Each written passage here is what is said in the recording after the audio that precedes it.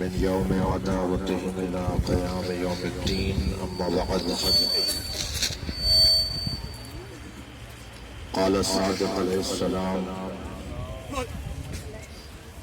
إنا لله حرم وهو مكة، وإنا لرسول الله حرم وهو مدينة، وإنا لأمير المؤمنين حرم وهو كوفة، وإنا لنا أهل البيت حرم وهو قم.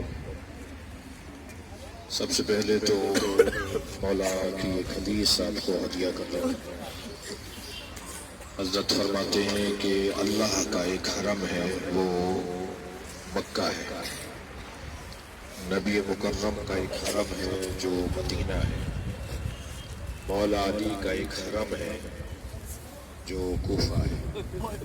ہم اہل بیت کا ایک حرم ہے جو قم ہے۔ یہ آپ اس وقت مولا علی کے حرم میں بیٹھے ہوئے ہیں۔ یہ پورا شہر کوفہ حضرت میثم کے مزار سے لے کر